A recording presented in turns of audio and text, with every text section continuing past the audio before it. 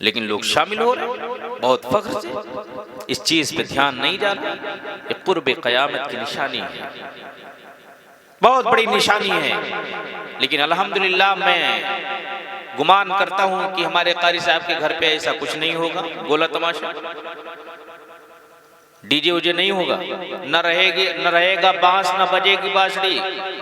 मुफ्तियान कराम ने फतवा इसीलिए डीजे पर लगाया है। लोग कहते हैं कि मौलाना साहब डीजे लाएंगे तो नात लगाएंगे। हमने बहुत सारे डीजे को देखा है। अभी जल्द ही में 2-3 दिन हुए जी, मैं खुद उसके यहाँ तकरीर करके आया और बारात भी कहा, और मैं शामिल होने के लिए गया तो कुछ मौलवी हजरात जो पैसों पे बिकते हैं वो नात भी पढ़ रहे थे और साथ पे पूरे रोड पे गोले दागे जा रहे थे। पहले उसने शुरुआत कव्वाली से की, उसके बाद अल्लाह तौबा, उसने ऐसे ऐसे गाने लगाए, भोजपुरी क्या पता नहीं अल्लाह जाने कौन सा गाना लगा दिया।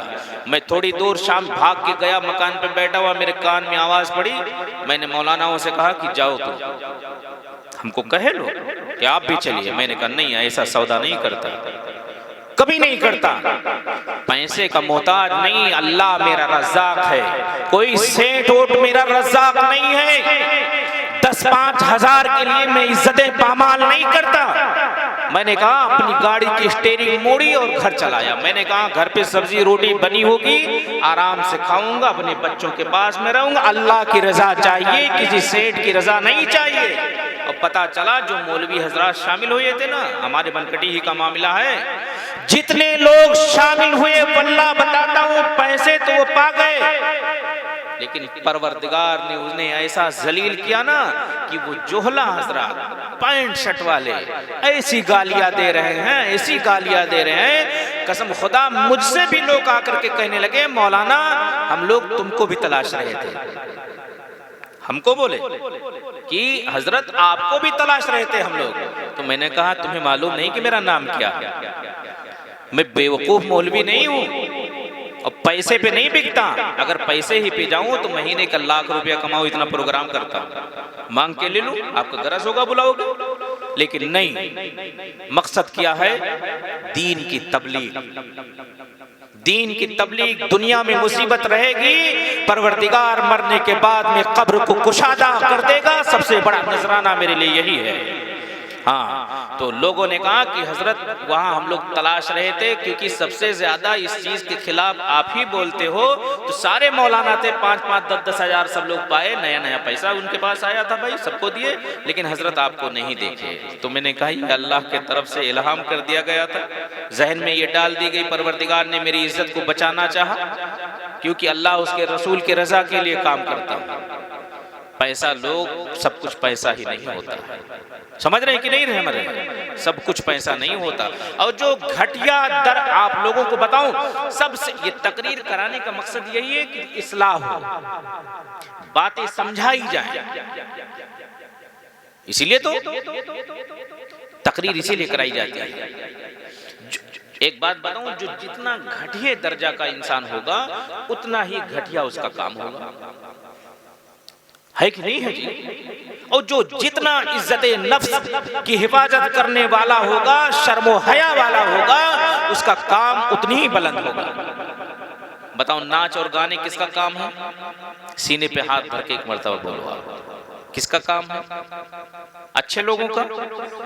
अरे बोलो, अच्छे लोगों का है? अरे लोग कह दिया करते हैं अरे नचनिया है क्या, फुला की औलाद है क्या, इज्जत से लोग कहते हैं। बोलो जी, ए अल्लाह के बंदे, अगर आप नहीं सुधरोगे तो कौन सुधरेगा? कौन सुधरेगा? वाला हजरत का शेख कैसे है मौलाना? अरे फिर के गली गली तबाह, सबकी ठोकरें खाएं क्यों, और दिल को जो अक्ल दे खुदा, तेरी गली से जाए क्यों। या रसूल अल्लाह आप मेरे लिए काफी हैं, आपका तर्ज़े अमल, आपका रास्ता मेरे लिए काफी है। मोहब्बत करो, जो सुन्नत है शादी उसी एतबार से करो, अल्लाह पाक बरकत अता फरमा देगा। अब देखो एक हदीस पढ़ देता हूँ, सरवरे कौनैन सल्लल्लाहु अलैहि वसल्लम ने ये इरशाद फरमाया, तुनकहुल मरअतु लिअरबा लिमालिहा वली जमालिहा वली हस्बिहा वली दीनिहा फज़फर बिज़ातिद्दीन मन तज़व्वजा इम्रअतन लिदीनिहा बारकल्लाहु लहू फी वलहा फी। सरकार ने ये इरशाद फरमाया कि जो इंसान दीन देख करके करता है, आप हजरात की तवज्जो, माल ना देखो, दौलत ना देखो, जिसके साथ तुम्हें जिंदगी गुजारनी है वो चीज देखो कि रसूलुल्लाह की बताई हुई रात। बताओ आदमी शादी किस लिए करता है? झगड़ा लड़ाई करके? अरे झगड़े लड़ाई के लिए करता है, बीवी लाता है आराम के लिए, आशाइश के लिए, घर में बरकत के लिए, सुकून के लिए। अल्लाह ने कुरान में क्या फरमाया, वमिन आयातिही अन खलक लकुम मिन अनफुसिकुम अज़वाजा लितस्कुनू इलैहा। अल्लाह की निशानी में से है कि अल्लाह ने तुम्हारे लिए अज़वाज पैदा किए, औरतें पैदा की परवरदिगार ने, बच्चे पैदा किए ताकि इंसान को सुकून और तशफ़्फ़ी हासिल हो जाए।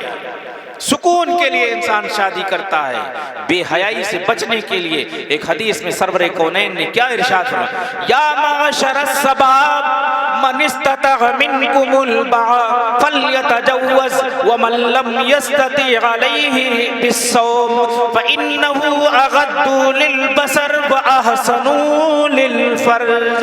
सरवरे कौनैन सल्लल्लाहु अलैहि वसल्लम ने ये इरशाद फरमाया, ए मेरी उम्मत के लोगों, अगर तुम इस दर्जे को पहुंच गए, तुम्हारे अंदर इस्तिताअत हो गई, तो अब तुम निकाह करो, क्योंकि निकाह के वजह से अल्लाह पाक तुम्हारे यहाँ बरकत नाजिल फरमा देगा और तुम्हारे आँख की हिफाजत, तुम्हारे इज्जत और आबरू की हिफाजत होने लगेगी। सुभान अल्लाह।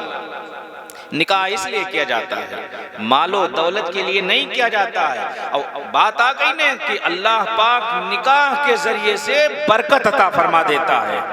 तो लोहे लक्कड़ वाला बरकत चाहिए, ये अल्लाह की बरकत चाहिए?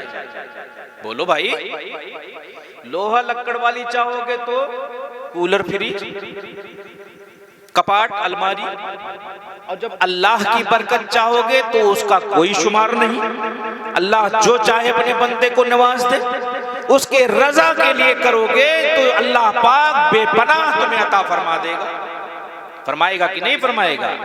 इसलिए लड़कियां देख के लाओ अच्छी है कि नहीं है। और मैं उन बापों से भी कहता हूं, अपने बच्चों की अच्छी तरबियत करो, अच्छी तालीम दो।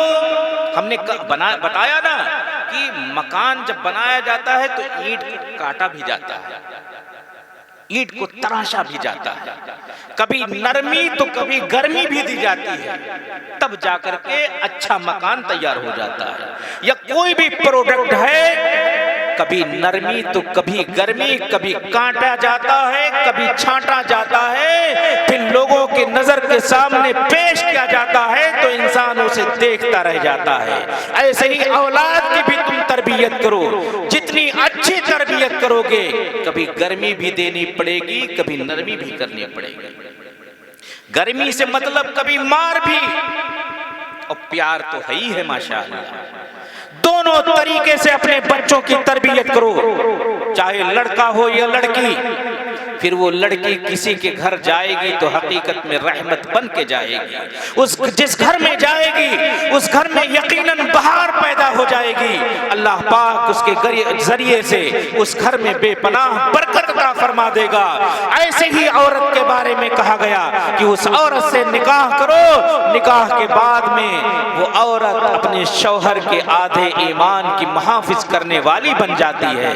सुभान अल्लाह। और रहमत को अपने पैरों में समेट के उस घर में दाखिल हो जाती है। उसके आने के वजह से अल्लाह पाक, क्या सरकार ने क्या इरशाद फरमाया, बारकल्लाहु लहू फी व लहा फी। अल्लाह पाक अगर नेक बीवी मिल गई, शौहर भी नेक मिल गया, दीन दे करके अगर शादी किया है तो परवरदिगार शौहर और बीवी के दरमियान बेपनाह बरकत फरमा देता है, बेपनाह बरकत फरमा देता है।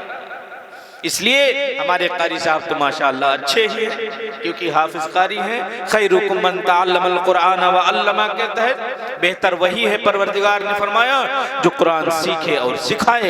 इसीलिए जहां लड़की को देखो वही लड़के को भी देखो।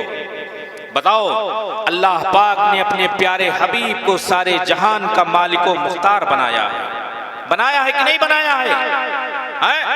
सारे जहान का मालिको मुख्तार अल्लाह ने अपने हबीब को बनाया। और जब दीन की तबलीग सरकार करने लगे तो कुफारे मक्का क्या कहते थे? ए मोहम्मद, कहो तो तुम्हारे हाथ में बादशाहत दे दी जाए, जो कहो वो पेश कर दिया जाए, चांदी सोने हीरे जवाहरात पेश कर दिए जाएं। रसूलुल्लाह ने फरमाया, एक कुफारे मक्का सुनो, एक हाथ में सूरज और दूसरे हाथ में अगर चांद दे दो तो भी दीन की तबलीग से रुकने वाले नहीं हैं। अल्लाह के रसूल सारी दुनिया के मालिको मुख्तार हैं, लेकिन जब अपनी बेटी की शादी की बारी आई तो किसी अमीर, किसी बादशाह से नहीं, बल्कि मौलाए कायनात हजरते अली कर्रमल्लाहु वजहुल करीम से कर दी है। अल्लाह के तरफ से हजरते जिब्रील ये पैगाम लेकर के आए, ए मेरे हबीब, अपनी बेटी की शादी अली से कर दी जाए, अली से कर दी जाए। इसलिए लड़की